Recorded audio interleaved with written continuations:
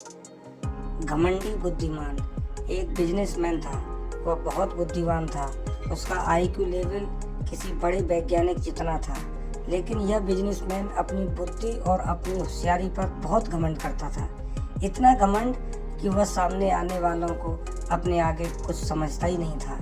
जब भी वो किसी व्यक्ति से बात करता तो उसके शब्दों में, उसके व्यवहार में, उसकी बॉडी लैंग्वेज में घमंड साफ साफ दिखाई देता था। उसके ऐसे बातों और आचरण से सामने वाले लोग दुखी हो जाते थे, लेकिन उसे इस बात का कोई फर्क नहीं पड़ता था।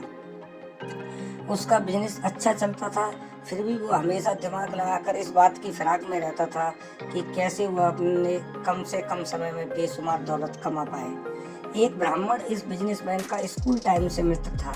ब्राह्मण भी समझदारी में कुछ कम ना था, लेकिन इस ब्राह्मण ने अपनी बुद्धि को भगवान की भक्ति और धर्म ग्रंथों को पढ़ने में लगा दिया था।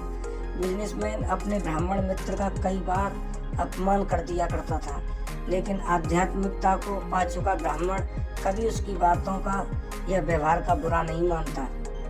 ब्राह्मण ने अपनी सच्ची भक्ति और समर्पण से भगवान का दर्शन कर लिया था, इसलिए वो अब किसी भी बाहरी वस्तुओं या दुनिया से विचलित नहीं होता था।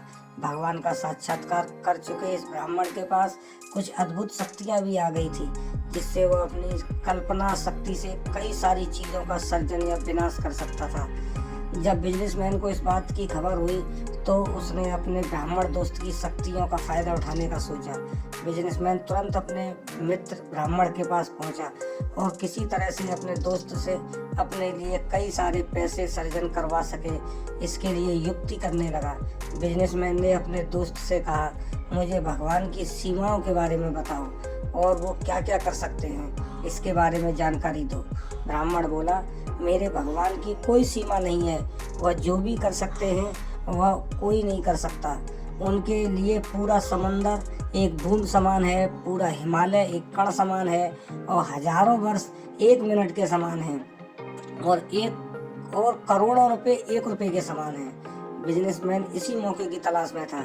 जैसे ही ब्राह्मण ने पैसों की बात की तो बिजनेसमैन तुरंत ब्राह्मण से बोला, अगर ऐसी ही बात है तो मुझे अपने भगवान से बोलकर सिर्फ 1 रुपया दिला दो। बिजनेसमैन इनडायरेक्टली ब्राह्मण से बोल रहा था कि उसे करोड़ों रुपया चाहिए, जो उसके भगवान के लिए 1 रुपये के समान है। ब्राह्मण ने अपनी आंखें बंद की और कुछ ध्यान में बैठ गया।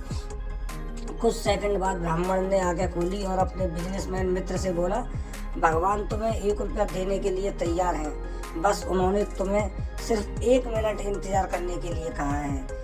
इस तरह से अपने आप को बहुत बड़ा 30 मार खान समझ रहे बिजनेसमैन को उसके मित्र ब्राह्मण ने उसी के तरीके से मात दे दी, क्योंकि भगवान के लिए करोड़ों रुपया का मूल्य 1 रुपया है तो हजारों सालों का मूल्य भी 1 मिनट की तरह है। इस तरह अगर बिजनेसमैन को करोड़ों रुपया चाहिए तो उसे हजारों साल इंतजार करना पड़ेगा।